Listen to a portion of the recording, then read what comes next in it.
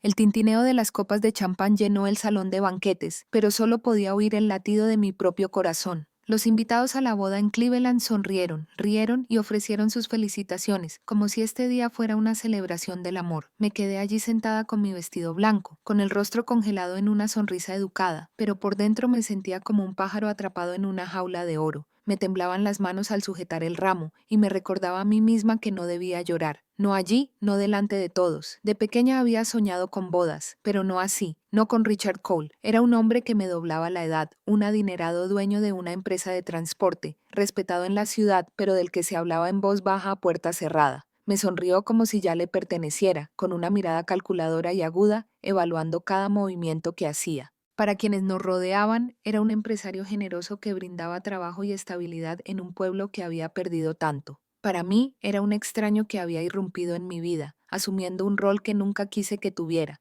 Mi mente se remontó a mi infancia, a los momentos que me trajeron hasta aquí. Mis padres desaparecieron de mi vida antes de que siquiera comprendiera el verdadero significado de la familia. Mi padre acabó en prisión tras un crimen violento. Mi madre desapareció una noche y nunca regresó. A los 8 años quedé al cuidado de mi tía, Patricia Carter. Firmó los papeles de la tutela con semblante serio y durante años me recordó el sacrificio que había hecho. Pero Patricia no me crió por amor, me crió por lo que heredé, el pequeño apartamento de mi padre en la ciudad. Durante años lo alquiló, quedándose con el dinero, recordándome a diario que le debía obediencia. Cuando cumplí 18, me convenció de venderlo. Somos una familia, Emily, me dijo. Construiremos juntos una casa más grande, con más espacio, una vida mejor. Créeme, ingenua y desesperada por aprobación, acepté. El apartamento desapareció en cuestión de semanas. El dinero desapareció en sus manos y la casa prometida nunca se construyó. De repente, no tenía nada, ni siquiera un domicilio legal. Patricia me dejó claro que sin ella me quedaría sin hogar. Fue entonces cuando apareció Richard Cole. Me había visto en la oficina de su empresa, donde trabajaba como secretaria, uno de los pocos empleos disponibles en la economía en crisis de Cleveland. Al principio intenté evitarlo, su mirada se detenía demasiado. Sus cumplidos parecían más bien órdenes. Pensé en renunciar, pero Patricia no quería ni oír hablar de eso. ¿Te das cuenta de la clase de oportunidad que es esta?, susurró una noche. Un hombre como Richard Cole no mira 2 veces, decía cualquiera. No te atrevas a escapar de esto. Si te vas, te quedarás en la calle. No seguiré alimentándote gratis. Sus palabras me dolieron. 12 años viviendo bajo su techo, y ni una sola vez me había tratado como de la familia. Me había preparado para este momento, vendiéndome como moneda de cambio. Mis amigos del trabajo me llevaron aparte, susurrándome advertencias. No lo hagas, Emily. Has oído las historias, ¿verdad?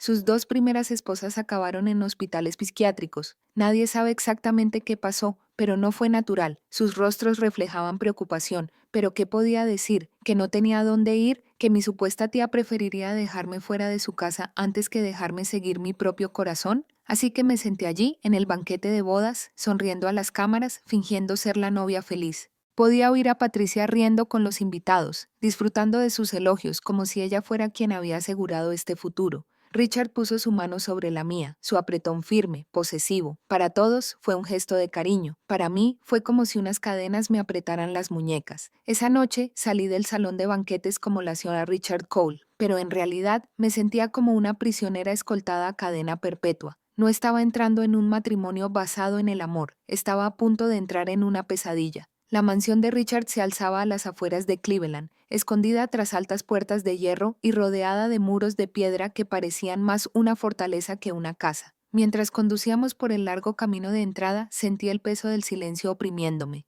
Dentro, la casa olía ligeramente a betún y cuero viejo. Candelabros brillaban en el techo, la clase de riqueza que la gente de mi barrio solo veía en las revistas. Me guió por cada habitación con una suave sonrisa, señalando la biblioteca, el comedor, el balcón con vista al jardín helado. Para cualquier otra persona podría haber parecido una vida de ensueño. Para mí fue como adentrarme en un laberinto del que jamás podría escapar. El tono de Richard esa noche fue inusualmente amable. Me sirvió una copa de vino, me dijo que estaba hermosa y me apartó un mechón de pelo de la cara. Por un momento quise creer que tal vez las advertencias habían sido exageradas, que tal vez mi nuevo esposo no era tan cruel como decían. Me tomó de la mano y dijo: «Nunca más tendrás que preocuparte. Ahora estás a salvo conmigo». Pero la forma en que sus ojos se posaron en mí, agudos, evaluadores, casi depredadores, me revolvió el estómago. Cuando llegó el momento de subir, no me condujo a una habitación cálida llena de flores o mantas suaves, sino por un pasillo estrecho que se oscurecía a cada paso. Abrió una pesada puerta de roble y me indicó con un gesto que entrara. Me quedé paralizada en cuanto lo vi. La habitación estaba vacía, las paredes pintadas de gris, y en el centro había una cama con estructura metálica. Cadenas colgaban de los postes, enroscadas como serpientes a punto de atacar. Un látigo de cuero descansaba sobre las sábanas. Su sombra se alargaba en la penumbra. Negué con la cabeza, retrocediendo hacia la puerta. No, ¿qué es esto?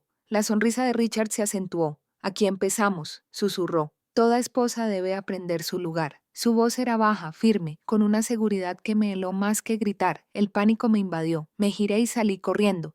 Él me agarró, rozándome el brazo con la mano, pero me solté y corrí a ciegas por los pasillos hasta encontrar la puerta principal. Mis pies descalzos golpeaban el mármol, y el dobladillo de satén de mi vestido se enganchó en la barandilla de la escalera. Tomé una bata de una silla cerca del recibidor, me puse las pantuflas y salí corriendo a la gélida noche. El frío me golpeó como un muro, pero el miedo me impulsó hacia adelante. Trepé la verja, raspándome las palmas de las manos, con la respiración entrecortada mientras el metal se me clavaba en la piel. Mi vestido se rasgó contra el borde de la plancha, pero no me importó. Caí con fuerza al otro lado, con las piernas temblorosas, y salí corriendo por las calles vacías. No sabía a dónde más ir salvo a casa de Patricia. Las luces seguían encendidas, aunque era pasada la medianoche. Al acercarme, lista para golpear la puerta, me quedé paralizada al oír voces que se colaban por la ventana. Corrió. No te preocupes, te avisaré en cuanto vuelva. Era la voz de Patricia. Me acerqué un poco más, con la respiración entrecortada. A través de la cortina transparente, la vi de pie en la sala, estrechando la mano de Richard.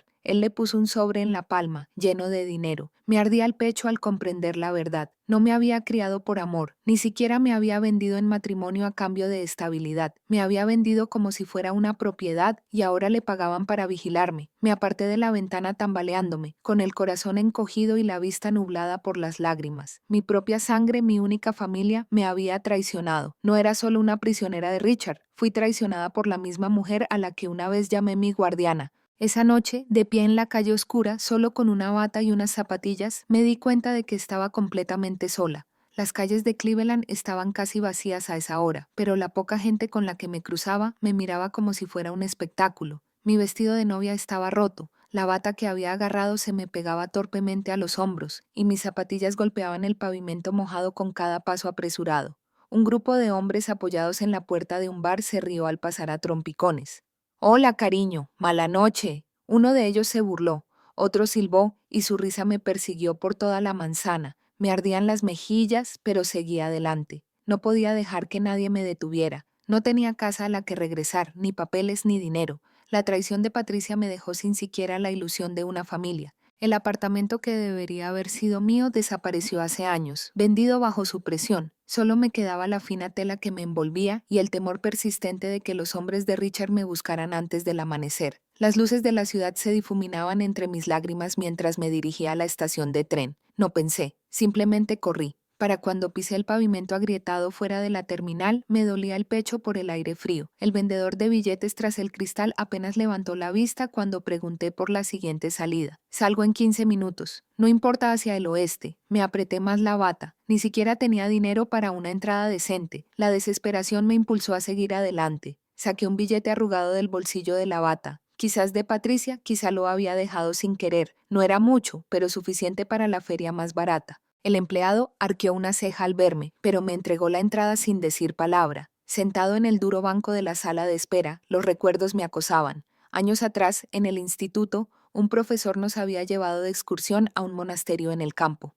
Recordé cómo los muros de piedra parecían antiguos, el silencio de los salones enclaustrados, las velas encendidas en la capilla. En aquel entonces me había parecido extraño y sin vida, pero ahora, en mi mente, se había convertido en algo completamente distinto. Un lugar seguro, lejos de Richard, lejos de Patricia, lejos de la vergüenza. Cuando el tren por fin llegó, subí con manos temblorosas. El vagón estaba casi vacío. Me apreté contra la esquina de un asiento, intentando no llamar la atención. El tren avanzó a trompicones, llevándome fuera de las luces de la ciudad y adentrándome en la oscura noche del medio oeste. El traqueteo de las ruedas sobre las vías se convirtió en un ritmo, casi como un latido que no era el mío. Firme y fuerte, me impulsaba a seguir respirando. Las horas transcurrieron en una neblina. Mis párpados se volvieron pesados, mi cuerpo entumecido por el frío y el cansancio. Me quedé dormido, despertando solo cuando el tren chirrió al detenerse en una pequeña estación rural. Bajé a la noche, el aire más nítido, el silencio más denso. Mis zapatillas se hundieron en la nieve blanda mientras emprendía la larga caminata hacia el camino que casi recordaba de aquella excursión escolar.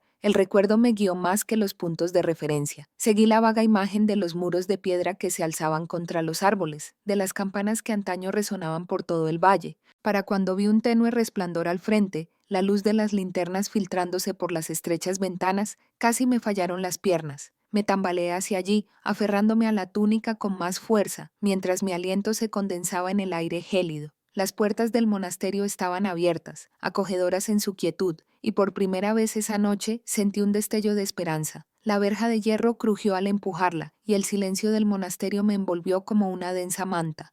Los muros de piedra se alzaban contra el cielo nocturno, erosionados por décadas de tormentas y estaciones. Casi me fallaron las piernas, pero me obligué a avanzar, arrastrando mis zapatillas por el suelo helado. Al llegar a la puerta de madera, golpeé débilmente. Cada golpe resonaba en la oscuridad. Al cabo de un momento, la puerta se abrió y apareció una mujer con un hábito gris, con el rostro surcado por los años, pero con una mirada amable. Me observó, mi túnica rasgada, la túnica apretada, la desesperación en mis ojos. Sin decir palabra, me hizo pasar. El calor de una pequeña hoguera me rozó la piel y casi sollocé de alivio. Más tarde, supe su nombre, Madre Inés, la priora del monasterio. Esa noche me hizo pocas preguntas. «Estás a salvo aquí», dijo en voz baja. «Descansa ahora, hablaremos mañana». Me desplomé en un catre en un rincón de la habitación de invitados, y por primera vez en horas dormí sin el latido de mi corazón latiendo de miedo. Los días siguientes se desdibujaron en un ritmo que nunca antes había conocido. Al amanecer sonaron las campanas y me levanté con las hermanas.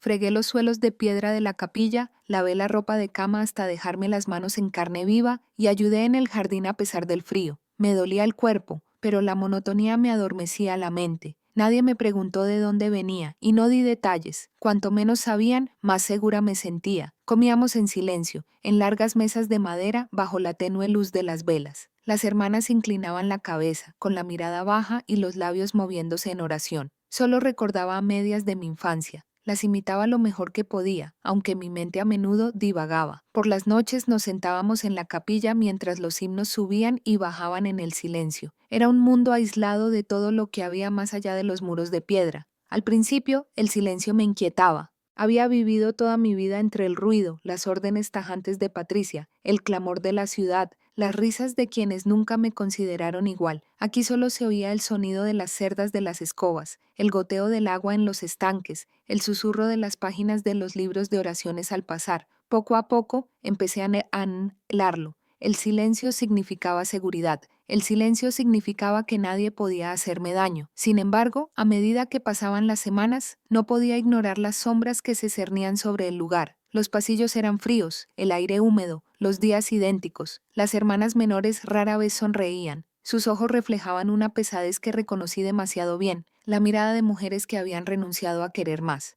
Una noche, mientras yacía en el catre mirando el techo bajo, me pregunté si este sería mi destino. Pasar mi juventud escondida tras una piedra, fregando suelos, desvaneciéndose en el anonimato. A salvo, sí, intacta a la crueldad de Richard, protegida de la traición de Patricia. ¿Pero a qué precio?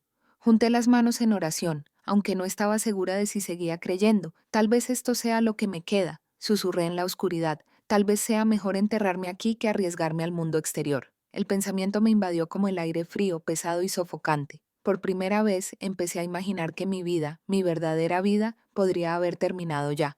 La mañana comenzó como tantas otras. Las campanas sonaron al amanecer y seguí a las hermanas hacia los campos más allá de los muros del monasterio. La madre Inés me pidió que acompañara a una de las monjas mayores a recoger bayas silvestres por el lindero del bosque. Llevaba una cesta de mimbre, ya me dolían las manos por el frío. La monja tarareaba suavemente mientras caminaba delante, a paso lento pero constante. Intenté seguir su ritmo, pero al cabo de un rato mis pasos se volvieron inquietos y pronto me quedé atrás. El bosque estaba tranquilo, silencioso, salvo por el crujido de la nieve bajo mis zapatillas. Mis ojos se posaron en un grupo de zarzas cargadas de bayas. Me arrodillé para recogerlas, perdiendo de vista a la monja mientras desaparecía más abajo en el sendero. Al enderezarme, el aire cambió. Una rama se quebró en lo más profundo de los árboles. Me giré rápidamente, con la respiración entrecortada. De entre los baúles salió un hombre, delgado, desaliñado, con la ropa rota y el rostro demacrado por el agotamiento. Sus ojos se clavaron en los míos, abiertos y desesperados. Levantó la mano lentamente, como para demostrar que no pretendía hacerme daño.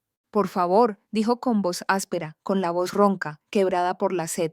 «¡Agua! ¡Lo que sea!». Mi instinto me gritaba que corriera, pero mis piernas se negaban a moverse. Lo miré fijamente, paralizada, apretando la cesta contra el pecho. Debió de ver el miedo en mis ojos porque se arrodilló, con las palmas de las manos presionadas contra la nieve. «No estoy aquí para hacerte daño», dijo. «Me llamo Daniel Hayes. Me escapé de la cárcel». La palabra me provocó un escalofrío. Me vinieron a la mente titulares sobre convictos, criminales y peligros acechando en el bosque. Retrocedí un paso, lista para salir corriendo, pero entonces levantó la cara y por un instante vi algo diferente. No era la amenaza que esperaba, sino la cruda desesperación humana. «No hice lo que me dijeron», continuó con la voz quebrada. «Me tendieron una trampa. Richard Cole me tendió una trampa. Los cargos de tráfico de armas no eran míos. Necesitaba a alguien que asumiera la culpa, y yo le convenía». El nombre me impactó como un puñetazo. Richard, incluso aquí, a kilómetros de Cleveland, su sombra se extendía lo suficiente como para encontrarme. Tragué saliva con dificultad, dividida entre el miedo y algo más. ¿Estaría diciendo la verdad este hombre? Le temblaba la mano al intentar levantarse, pero su cuerpo cedió y se desplomó sobre la nieve. Parecía tan frágil como si el bosque mismo pudiera tragárselo entero si nadie intervenía. En contra de mi buen juicio, dejé la cesta y metí la mano en la pequeña cantimplora que llevaba. Me arrodillé a su lado, ofreciéndosela con manos temblorosas. Bebió con avidez, el agua derramándose por su barbilla, y cerró los ojos con alivio. Esa noche regresé al monasterio con el corazón abatido por el conflicto. Pero al caer la noche, me encontré escabulléndome a la cocina, recogiendo trozos de pan y una manta gastada. Crucé las puertas de vuelta al bosque, donde Daniel me esperaba. Aceptó la ofrenda con gratitud. Su mirada se cruzó con la mía de una forma que me desarmaba. En esos ojos no vi crueldad, ni manipulación, ni la frialdad calculadora que había aprendido a reconocer en Richard. En cambio, vi honestidad, incluso en su desdicha, y por primera vez en años sentí que algo se agitaba en mi interior, algo frágil, desconocido, un destello de confianza, quizá incluso de esperanza. Las campanas del monasterio marcaban el paso de los días, pero en mi interior el tiempo transcurría de forma distinta. Cada mañana me despertaba antes del amanecer, acompañaba a las hermanas en sus oraciones y labores, y me decía a mí misma que allí estaba a salvo. Nadie me conocía, nadie me hacía preguntas, y nadie se atrevería a cruzar las puertas buscando a la novia fugitiva de Richard. La seguridad debería haber bastado, pero después de encontrarme con Daniel en el bosque, el silencio ya no se sentía como paz, se sentía como un escondite. Intenté sumergirme en la rutina, fregué con más fuerza, recé más tiempo, mantuve la mirada baja, pero mis pensamientos se dirigían constantemente hacia él, sus mejillas hundidas, la urgencia en su voz cuando juraba que Richard lo había incriminado, la forma en que su gratitud mitigaba su agotamiento cuando le llevaba comida. Cada noche luchaba conmigo misma. ¿Estaba ayudando a un hombre peligroso o era la única que veía su verdad? Las reuniones secretas se hicieron más frecuentes. Me escabullía tras los Vespers, agarrando un fardo de pan, a veces fruta o una manta extra. Daniel siempre esperaba donde los árboles crecían espesos, con el cuerpo medio oculto en la sombra. Al principio se mantenía a distancia, diciendo poco más que gracias, pero poco a poco nuestra conversación se alargó. Me contó sobre su vida antes de ir a prisión, cómo había trabajado en logística, cómo Richard Cole había sido su superior, cómo se topó con el trato equivocado en el momento menos oportuno. Richard necesitaba un chivo expiatorio, dijo con amargura una noche, con el aliento flotando en el aire frío. Él tenía el dinero, los contactos. Yo no tenía nada, era fácil enterrarme. La furia en su voz me asustó, pero la entendí demasiado bien. Sabía lo que se sentía ser sepultada por el poder de Richard, asfixiada hasta casi no poder respirar. A veces Daniel se detenía, observando mi rostro. No tienes cabida tras esos muros, Emily. No estás destinada a desaparecer en el silencio. Eres más fuerte de lo que crees. Negué con la cabeza. No tengo otro lugar a donde ir. El monasterio es el único lugar que me acogió. No es vida, insistió. Se esconde. Mereces algo mejor que cadenas o claustros. Ambos lo merecemos. Sus palabras resonaron en mí mucho después de regresar a mi cuna. Permanecí despierta, mirando fijamente la oscuridad, dividida entre el miedo y el atisbo de algo que no me había atrevido a sentir en años. Una posibilidad, ¿Podría traspasar estas paredes y elegir algo para mí? Noche tras noche, rezaba, aunque mis oraciones eran menos como súplicas a Dios y más como conversaciones susurradas conmigo misma. ¿Qué quiero?, pregunté en el silencio. ¿Quiero seguridad o libertad? Las preguntas se repetían sin cesar hasta que por fin una respuesta empezó a tomar forma. Una noche Daniel me tomó la mano. Sus dedos eran ásperos, fríos, pero firmes. Podemos luchar por la verdad, dijo. No puedo hacerlo solo, pero contigo quizá tengamos una oportunidad. Nadie me había hablado nunca así, ni Patricia ni Richard. Nadie me había visto jamás como alguien capaz de elegir, de luchar, de importar. Esa noche no dormí. Al amanecer me levanté con las hermanas, pero en lugar de ir a la capilla, caminé hacia las puertas. Mi bulto era pequeño, pan, una bufanda, nada más. El corazón me latía con fuerza, pero mis pasos no flaquearon.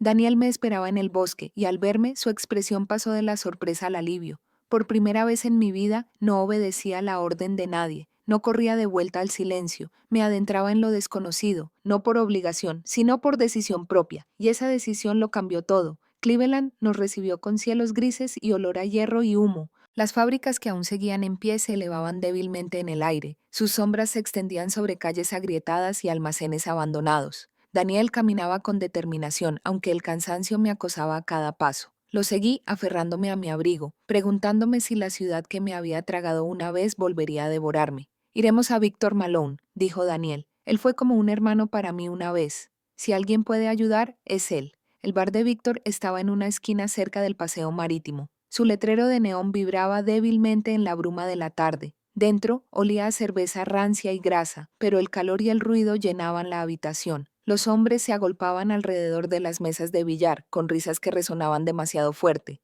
Cuando Víctor vio a Daniel, se quedó paralizado un instante, y luego sonrió. «¡Danny Hayes!», bramó, dándole una palmada en la espalda. «¡Diablos! Creí que te habías ido para siempre». Su mirada se posó en mí, penetrante y escrutadora, antes de suavizarse con encanto. «¿Y quién es? ¿La chica por la que lo arriesgaste todo?». Quise encogerme bajo su mirada, pero Daniel me atrajo hacia sí. «Emily, está conmigo». Víctor nos ofreció una habitación arriba, comida y ropa que no oliera a prisión ni a monasterio. Por un tiempo, me permití creer que este era el refugio que Daniel me había prometido. Compartimos comidas robadas, risas breves y susurros de planes para el futuro, pero las sombras se cernieron rápidamente. Harold Grant, el compañero de Víctor, fue menos acogedor. Me observaba con una sonrisa pícara. «Haz preguntas», Daniel siempre me interrumpía. Una noche, Harold me acorraló en el pasillo, con el aliento cargado de whisky. «¿Sabes quién era tu marido, verdad?», preguntó. «Richard Cole. Ese hombre tiene archivos, registros, contactos. Tú podrías sernos muy útil». Lo aparté, inquieto, pero la semilla ya estaba plantada. Pronto el propio Víctor empezó a insinuar lo mismo. Mientras tomaba unas copas con Daniel, dijo: «Richard me debe algo. Con la información correcta podemos derribarlo, o al menos sacarle provecho. Emily es la clave. Ella conoce su mundo», argumentó Daniel alzando la voz. «No la arrastraremos a esto. Ya ha pasado por suficiente», pero pude ver cómo crecía la tensión. Pude sentir cómo cambiaba el ambiente. La hospitalidad de Víctor se transformó en algo más. Expectativa, exigencia. Entonces, una noche, todo se desmoronó. Las sirenas de la policía sonaron fuera del bar. Las puertas se cerraron de golpe. Antes de que pudiera reaccionar, los agentes irrumpieron en el lugar y se llevaron a Daniel esposado. Grité su nombre. Luché por alcanzarlo, pero Víctor me sujetó firmemente del brazo. «Tranquila», murmuró, aunque su sonrisa no se posó en sus ojos. «Estará bien, pero si quieres que salga cuanto antes, nos ayudarás». Se me encogió el estómago. «¿Ayudarte cómo?».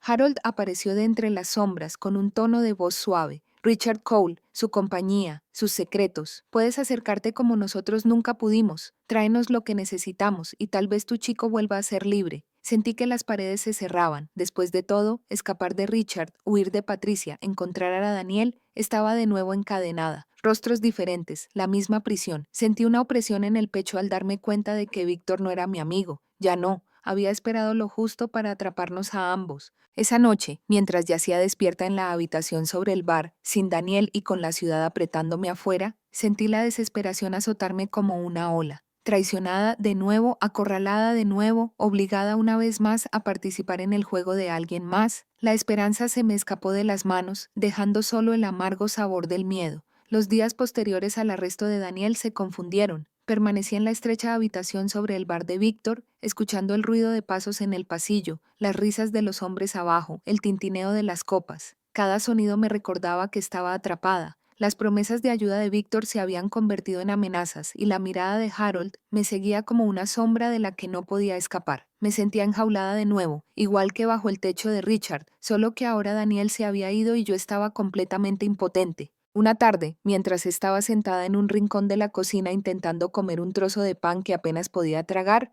una mujer me puso un plato delante. Era de mediana edad, con arrugas de cansancio grabadas en el rostro, pero sus ojos eran cálidos. «Necesitas algo más que migajas si quieres sobrevivir aquí», dijo en voz baja. Se llamaba Lindore, trabajaba de cocinera, sirviendo comidas a hombres que nunca le daban las gracias y apenas notaban su presencia. Pero ella me notó. Durante los siguientes días, encontró excusas para quedarse a mi lado, dándome comida extra, susurrándome palabras tiernas cuando nadie más escuchaba. No me preguntó nada sobre mi pasado, solo observó la pesadez en mis ojos como si la comprendiera sin necesidad de explicaciones.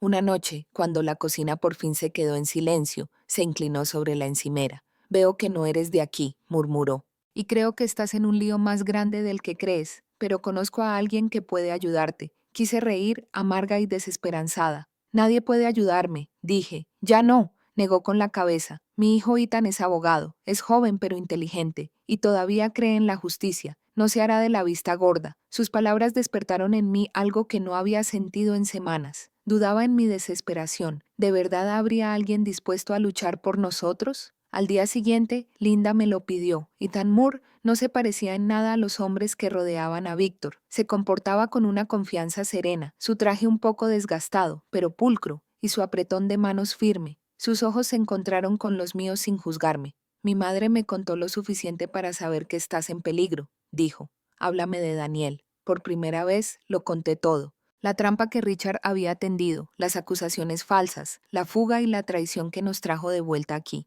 Ethan escuchó sin interrumpir, solo asintiendo mientras yo hablaba, apretando la mandíbula al oír el nombre de Richard. Cuando terminé, se inclinó hacia adelante. «Si Daniel fue incriminado, podemos probarlo, pero necesitaré tu cooperación y necesitarás valentía. ¿Podrás lograrlo?» Se me hizo un nudo en la garganta. ¿Valor? La palabra me sonaba extraña, pero su forma de hablar la hacía parecer posible. «Sí», le susurré a Daniel. «Sí». En cuestión de días, Ethan organizó una visita a la cárcel. Vi a Daniel a través del grueso cristal. Sus ojos cansados pero feroces se encontraron con los míos. Apreté la mano contra la fría barrera, deseando poder alcanzarlo. «No hemos terminado», dije. «Vamos a luchar contra esto». Y por primera vez desde que huí de la casa de Richard en plena noche, lo creí. La esperanza avivó. Frágil pero viva, una llama que se negaban a apagarse. Ethan trabajó con rapidez, con una determinación más acentuada que cualquier otra que hubiera visto en meses. Juntos comenzamos a buscar a las mujeres que una vez estuvieron donde yo estuve, las esposas de Richard Cole. No fue fácil. Algunas se habían desvanecido en el silencio, protegidas por sus familias, avergonzadas o asustadas. Pero encontramos a dos dispuestas a hablar. La primera vivía en una pequeña residencia asistida a las afueras de la ciudad. Le temblaban las manos mientras servía el té, con la voz baja y vacilante. «Me destruyó», susurró, con la mirada perdida, como si aún estuviera atrapada en el pasado. «Las cosas que hizo, las cosas que me hizo soportar. Dijeron que estaba loca, pero no lo estaba. Quería que me quitara de en medio». Su historial médico contaba el resto. Lesiones compatibles con abusos, hospitalizaciones que comenzaron en el momento en que se casó con él. La segunda mujer se mostró más desafiante, aunque su rostro mostraba las cicatrices de lo que había sobrevivido. «Richard Cole es un monstruo», espetó. «Todos en Cleveland lo saben, pero nadie se atreve a decirlo. Paga, amenaza, arruina a cualquiera que se interponga en su camino. ¿Quieres pruebas? Te las daré».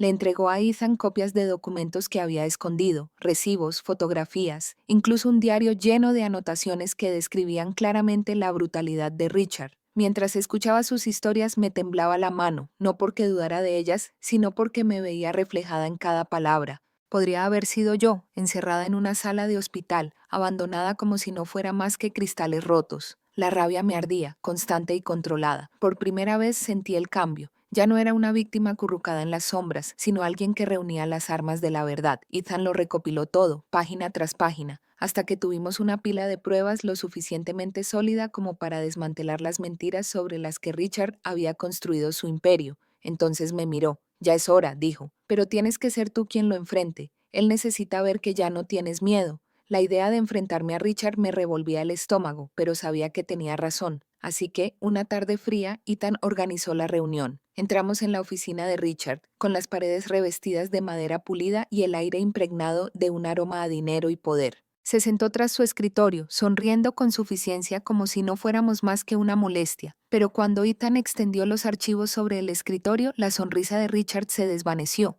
Hojeó las fotografías, los historiales médicos, los testimonios jurados, con las manos apretadas sobre las páginas, los nudillos blancos. ¿Crees que esto aguantará?, preguntó con desdén, pero su voz carecía de la confianza habitual. Me incliné hacia adelante, mirándolo a los ojos. No lo creo, Richard. Lo sé, y si no cooperas, si no ayudas a reabrir el caso de Daniel, cada palabra, cada fotografía, cada moretón saldrá a la luz. Tu nombre, tu empresa, tu legado, todo arderá. Por primera vez vi miedo en sus ojos. Con miedo real me buscó de nuevo, como a Ethan, y entonces se recostó en su silla, derrotado. Bien, murmuró, yo tomaré las decisiones, haré lo que quieras. En ese momento, frente al hombre que una vez tuvo mi vida en sus puños, sentí un cambio en mi interior. Había sido su posesión, su víctima, su novia abandonada. Ahora yo era quien tenía el poder. Por primera vez, Richard Cole inclinó la cabeza, y por primera vez saboreé la venganza, no salvaje ni vengativa, sino aguda, precisa, como la justicia que finalmente respiraba. Las semanas siguientes se sintieron como si atravesara una tormenta, pero esta vez no me dejaba llevar. Yo estaba al mando. Ethan presentó peticiones, presentó las pruebas y presionó a todos los contactos que tenía. Uno a uno, los pedazos de la imagen cuidadosamente construida de Richard comenzaron a resquebrajarse. Su nombre, antes mencionado con respeto en los círculos empresariales de Cleveland, ahora se susurraba con sospecha.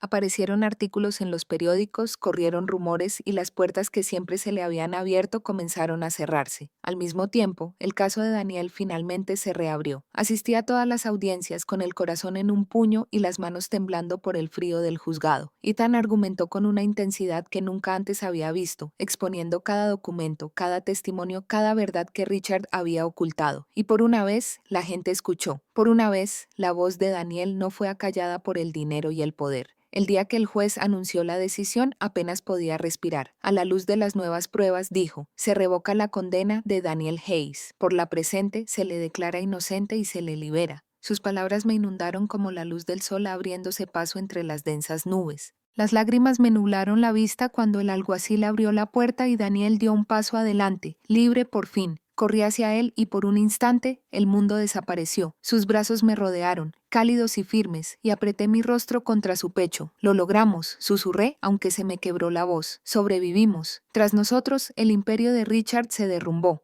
Intentó salvar su reputación, pero el peso de la verdad era demasiado. Sus socios se retiraron, su nombre se convirtió en veneno y su influencia se desvaneció. Patricia también desapareció de mi vida. Oí rumores de que había tomado lo poco que tenía y se había ido del pueblo, renuente al afrontar la vergüenza de su traición. No me importaba dónde fuera. Por primera vez me sentía libre de sus cadenas. Daniel y yo salimos juntos del juzgado, de la mano. El aire era cortante. El viento de Ohio nos azotaba la cara, pero nunca me había sentido tan vivo. Una nevada se arremolinaba en la luz del atardecer, y me apoyé en él, saboreando la calidez de su presencia. Durante tanto tiempo no había conocido más que miedo, traición y silencio. Ahora conocía la esperanza. Nos quedamos allí, en las escaleras del juzgado, sin hablar del futuro, sin hacer promesas que no estuviéramos listos para cumplir. En cambio, simplemente nos abrazamos, como si nuestra propia supervivencia fuera prueba suficiente. El camino por delante era incierto, trabajos, casas, una vida reconstruida de las cenizas, pero nada parecía imposible, no con la mano de Daniel apretada contra la mía.